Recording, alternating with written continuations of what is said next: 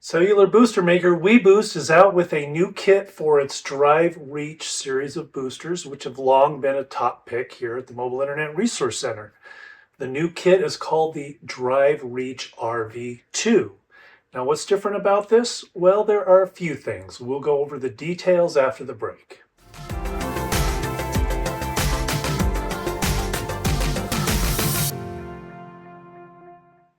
Hi, I'm Eddie with the Mobile Internet Resource Center, and today we're going to be talking about the new booster kit from weBoost, the Drive Reach RV2. Now, this kit replaces the original Drive RV kit, which has been out for several years, and it adds some new components and makes it a much more flexible option for RV use compared to the old kit. Now, it's important to note that at the heart of this system is the Drive Reach amplifier unit, which provides all the boosting power, and that remains the same. This is not a new set of electronics. It doesn't cover any new cellular bands than the previous kit does, but it does come with some accessories that make it better for RV use and provide more flexibility in mounting options. Now, the Drive Reach RV kits have long been top pick choices for us here at the Mobile Internet Resource Center because they are very good performing boosters, and so they've had our top pick designation now since they've come out.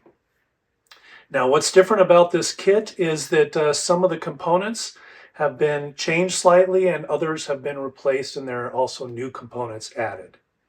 So, for example, the exterior antenna is the same antenna, but they have a different cable on the antenna now. Instead of a 30-inch pigtail cable, it now comes with a long 25-foot cable so that you don't have a connector in the middle there, and that provides a more reliable installation option to have it all on one cable instead of having to have a second extender cable where you have a connection that is probably going to be outside the RV.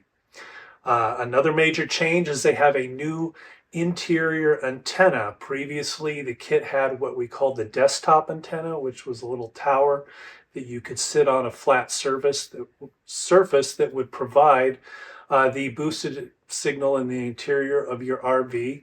Now they have what's called the mini panel antenna, and this one is a directional antenna for the inside, and it's designed to be mounted to a vertical surface. So we don't have the specs yet on that antenna, so we don't know how it performs compared to the previous antenna, but weBoost says that this is their best performing kit to date, so we do expect it to be a good performing interior antenna.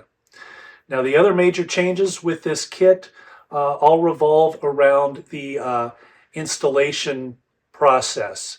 So now the antenna kit includes a cable gland to get the cable from the inside to the outside. That wasn't included with the old kit.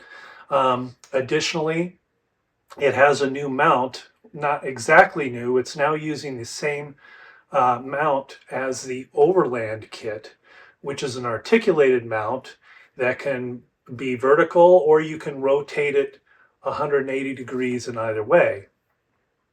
This mount can be hooked to, for example, a ladder, or it can be flat mounted on the top of your RV or even on the side of the RV. So it provides a lot more flexibility in terms of mounting options for the exterior antenna, and then it also gives you that ability that if the antenna is too high, you can lay it flat for travel.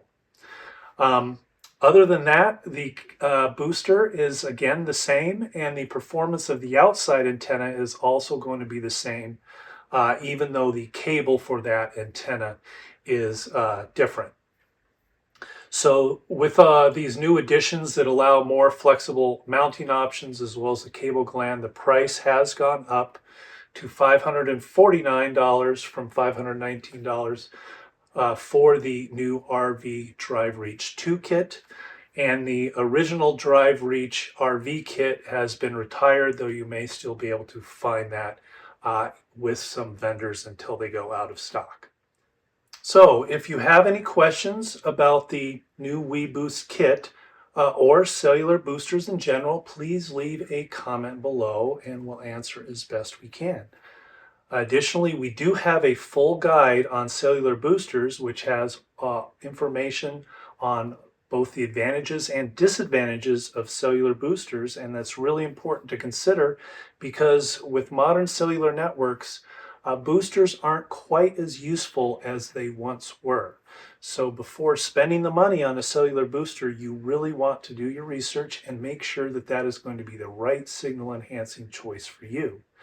In addition, in that guide and in some other parts of our website, we do have member exclusive content that goes deeper into cellular boosters as well as a variety of other mobile internet topics.